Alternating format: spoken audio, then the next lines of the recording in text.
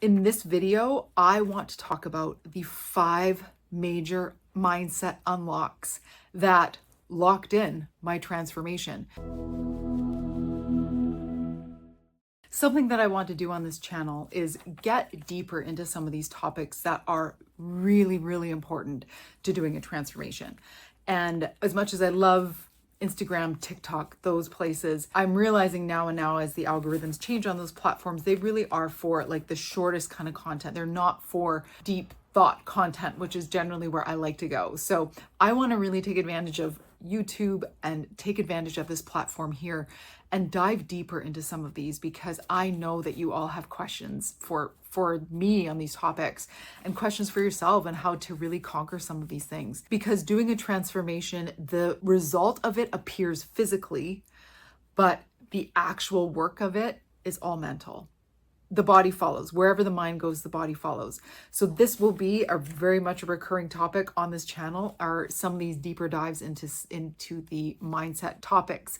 So that's what I want to cover today, because now, being 5+ years into my journey, I can look back now and in hindsight really whittle it down, because at the time, I'm just like, I remember just grabbing for straws and hoping that things work and planning, I'm going to talk a bit about that, but getting more strategic and planning with the things that I did. But so much of it is like, so much information is coming at you and you're trying to figure it all out. And so now hindsight, I'm like, there were 5 major things, and that's what I'm going to talk about. So the 5 major unlocks in my mindset game to locking in my transformation. Number 1, I was the queen of starting again on Monday. The queen. There couldn't have been a bigger queen for starting again on Monday than me. And I realized as I observed myself, I had this pattern where I would constantly start again on Monday, and it was crippling. And then I realized that it was habitual, that on Thursday at about noon, I'd start to get the same feeling. Thursday evening, my commitment to myself would slip. Friday, I was just like, oh, and then I'd blow it all weekend. I'd start again on Monday. It was a habit. And that actually took a lot of the pressure off, because I realized if it was habitual, I could change a few things in my week to break the habit. So one of the first things I did was I stopped making day 1 Monday. I first made Thursday day 1. I thought, well, I'm going to take my weakest day, the day when that feeling happens, that's going to be my day 1. So I took a rest day on Wednesdays, and Thursdays started being my day 1. And that was so transformational, because if you think about it, if you start on Monday, on Tuesday, Wednesday, you're really good. So I thought if I start on Thursday being my day 1, Friday, Saturday, Sunday,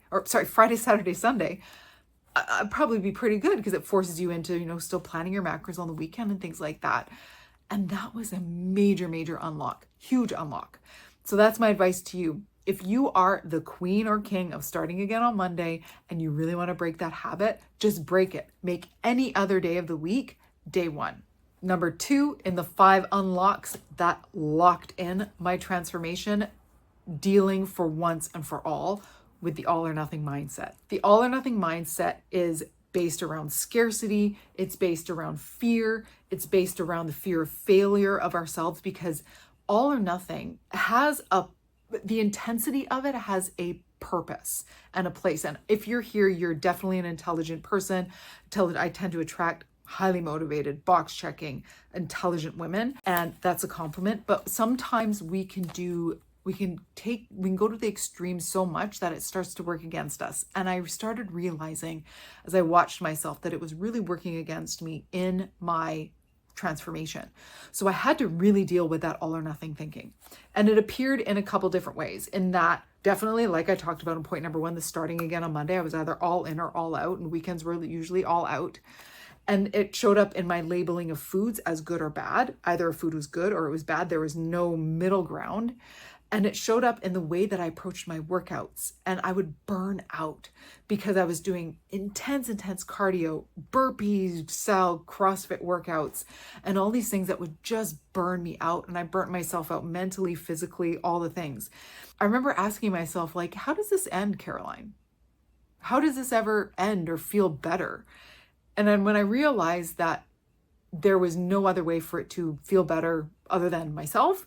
I just had to do something differently. And for me, I had to learn to live in the gray area of fitness. Now that's pretty kind of crazy when people are like, well, Caroline, you're going to run 7 marathons in 7 days next year. That's not intense.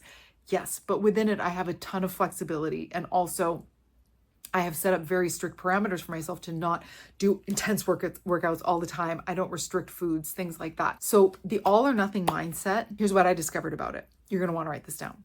The all or nothing mindset always ends up as nothing. It is never all. The all or nothing mindset always ends up as nothing. Always ends up as nothing. It has never ended up at all. When has it ever ended up as all for any real length of time? Relating that back to good or bad foods, intense workouts or not workouts or not, I realized that I would get high on the feeling of purpose that the intensity gave me, that I had no compassion for myself to be able to live in the gray area, to live in any way that was sustainable. The all or nothing mindset made me feel like I had standards because I was being so hard on myself. It made me feel like I was having standards. And if I couldn't really stick to something, well, I was going to force and almost punish myself into doing the hardest thing because it made me feel like I had standards. That's not healthy. So I had to really, really deal with that. I had to pull back on my workouts. I had to stop labeling foods as good or bad. I had to understand that self-compassion is a very big part of this. And sometimes the hardest workout or the clean eating isn't what you need. So I started working in treat meals into my weekly routine. A glass of wine without punishing myself, a cup of hot chocolate, and then just going on and having a salad for my next meal and not doing the crazy intense workouts. So building myself out of the all or nothing mindset and knowing when I was burning myself out and pulling back from that was a huge unlock, because there's so much happiness actually in the gray area. You can be really dedicated, you can be committed, but it doesn't have to be at the expense of your sanity. There's no better way to put it. All or nothing always ends up as nothing.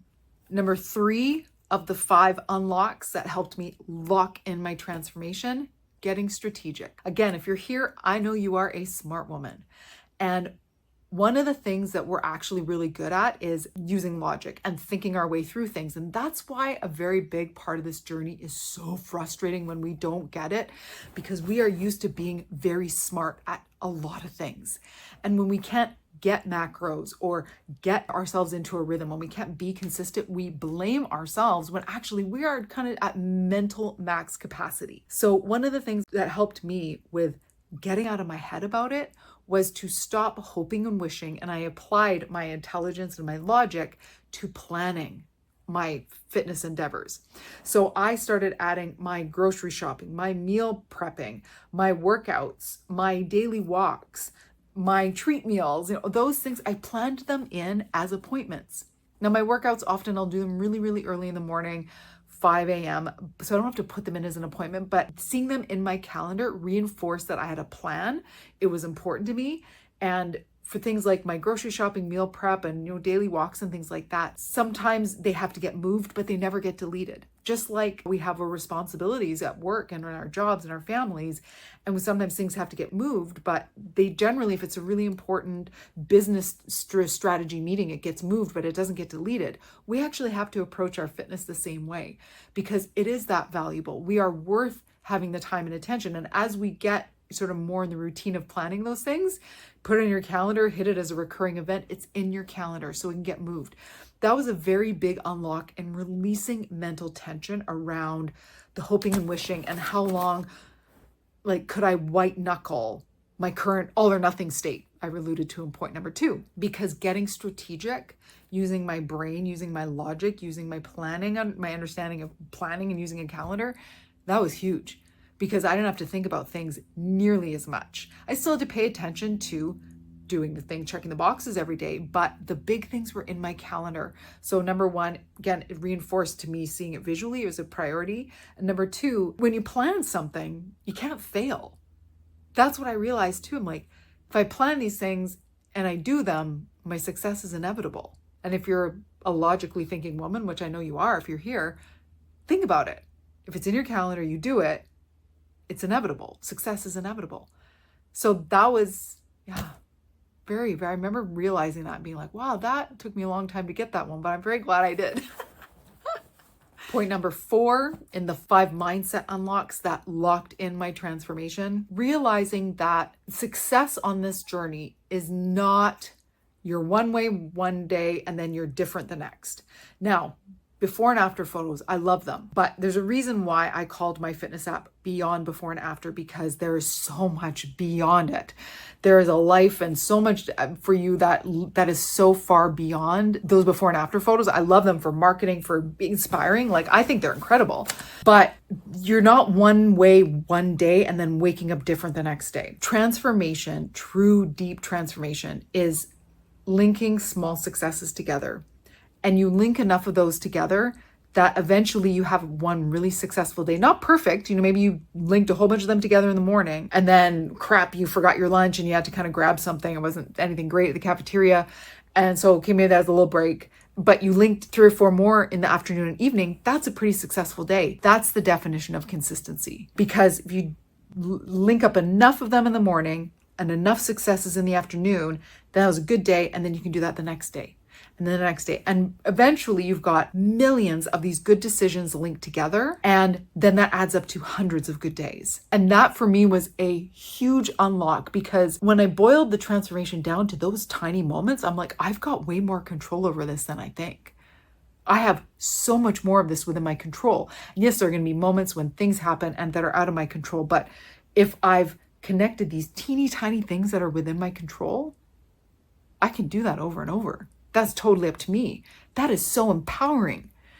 And that was a massive, massive moment of ownership for me. And I remember thinking, I've just got to string together tiny successes.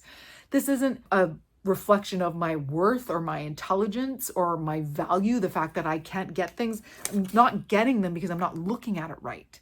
So don't undervalue the small things. Transformation is just hundreds, if not thousands, eventually millions of tiny successes linked together. Then that will give you hundreds, eventually thousands of good days. And that's what you get in the after. That's the before. Then there's all those millions of tiny decisions, good decisions. And then there's the after. That's it. There, take the pressure off yourself. Now, the 5th and maybe the most important unlock that helped me lock in my transformation is deciding what is in my head. Stop listening to yourself and start talking to yourself. We get to choose what is in our head. And now I have an allergy to fake toxic positivity, they call it.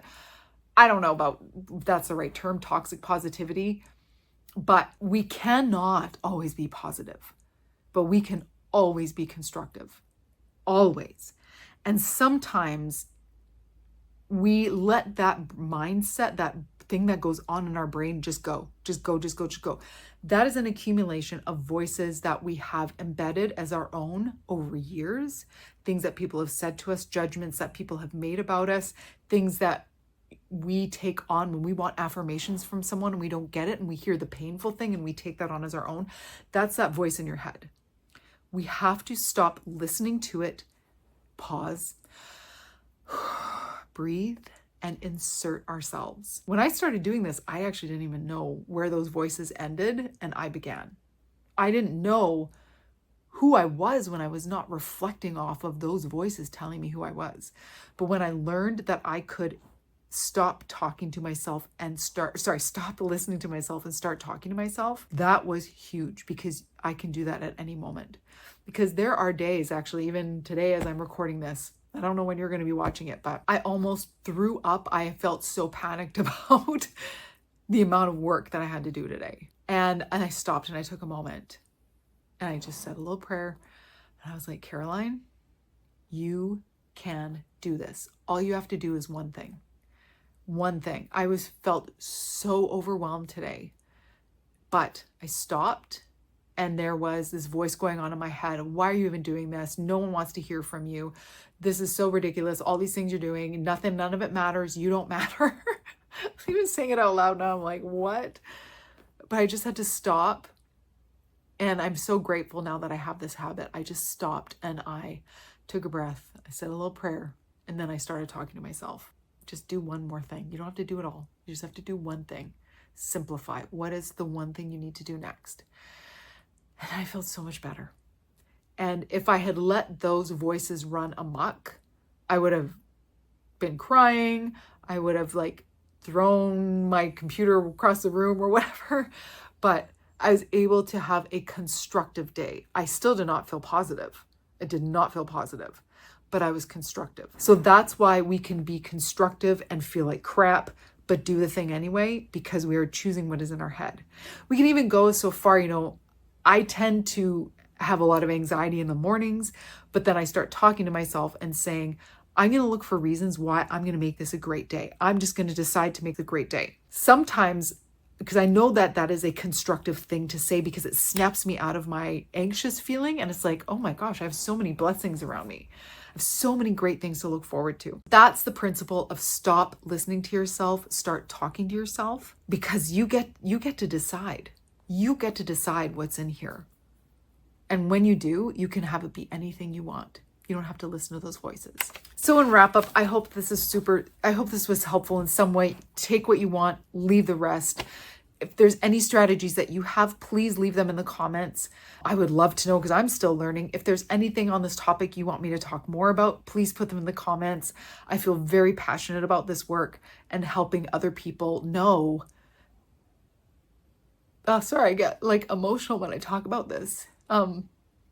Because I know the struggles that you're going through.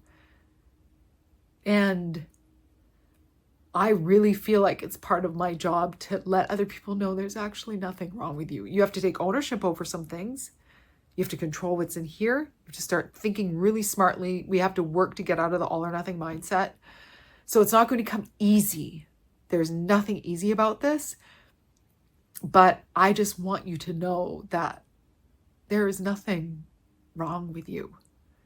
You're just overloaded and overwhelmed, and I want to help you work through this, because that's what this is. This is work, and it's some of the best work, because when you show up for yourself, you show up for other people even better. So in summary, starting again on Monday, start any other day of the week. Make any other day of the week day one. The all or nothing mindset, all or nothing always ends up as nothing. Always ends up as nothing. Get strategic. Put things in your calendar. Make the appointments. They never get deleted. They can be moved, but they are never deleted. Transformation is a connection of small successes, not being one way one day and the next day different. Doesn't work that way. Next, the last one, stop listening to yourself. Start talking to yourself. It means so much to me that you watch this. I hope there was something in it that was helpful. Have an amazing day. Subscribe, turn on your notifications, tell your friends, share the channel. Anything else you want, message me.